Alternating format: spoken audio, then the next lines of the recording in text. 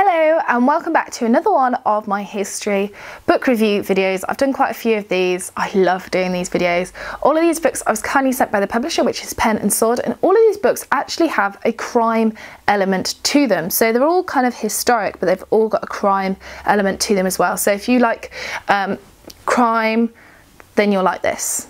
Stay tuned. And of course, as usual, if you want any of these books that I mention, it'll be linked in the description bar below. So let's get straight into it, shall we? My hair is doing my head in. Be back in a sec.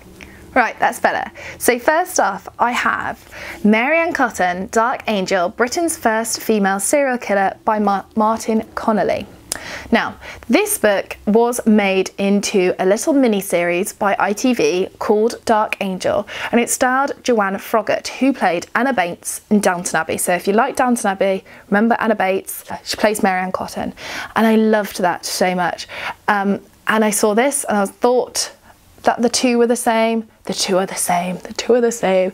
The TV series came out of this book, which I was so pleased with. This book is a full-length biography of Mary Ann Cotton's life, and in particular it pays a lot of attention to her trial. Now, when I first read this, I thought, well, I got it wrong basically. I thought the beginning was a bit rushed.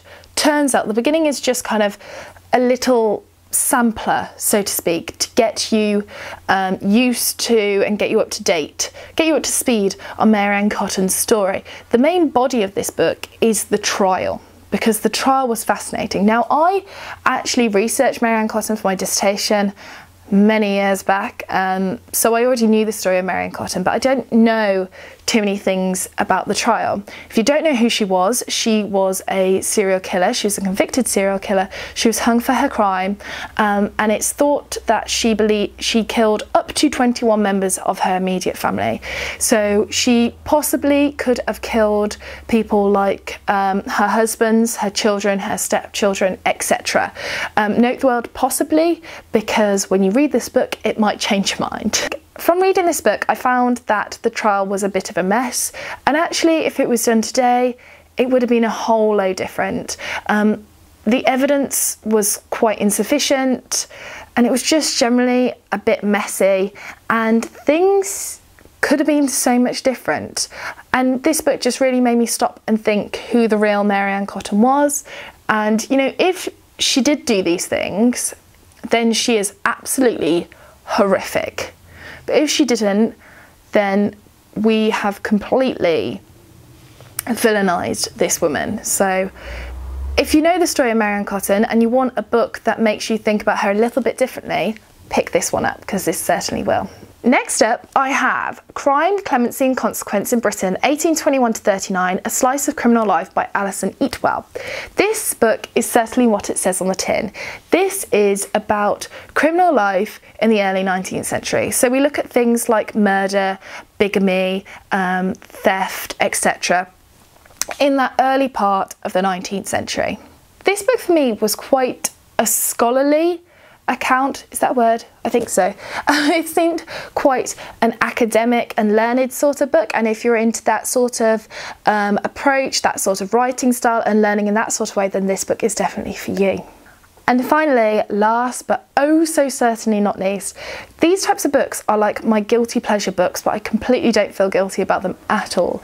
This is The Case of the Chocolate Cream Killer, The Poisonous Passion of Christina Edmonds by Kay Jones. This book was fascinating. So Christina Edmonds was a murderer. She was a convicted murderer. She killed people, she killed strangers. This is why you don't eat chocolates or sweets from strangers. She poisoned like cream chocolates. So you know how you get like, is it in a Roses or a Querty etc, you get like the strawberry creams and the orange creams and like that. She used to poison those, and then people were like either getting seriously ill or they were dying from them, and she did it out of pleasure, and it was like, whoa. This book actually starts with looking back in time at her family, and her father was placed in an asylum for the mentally ill. because he was ill, and it gives you that little bit of backstory which takes you all the way through, so it's constantly in the back of your mind about Christina's state of mental health. For me, this book, I constantly found myself just kind of skipping forward to find out what happens next, and then I kind of went back and read it properly after. I am one of these people, I don't know about you, if you are one of these people too, then you will love this book, but I love watching things on the TV that are like true crime dramas. In particular, I love things like, you know, the Piers Morgan, where he goes and interviews the murderers, you know, the Killer Women series, etc. I find those so fascinating. And if you're like me and you like those, then you'll certainly like this book, because this book was just, oh wow, it was so addictive. I read it in like 1 or 2 sittings, just done, bashed it out, loved it.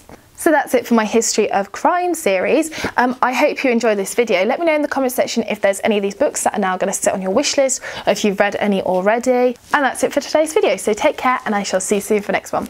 Bye for now.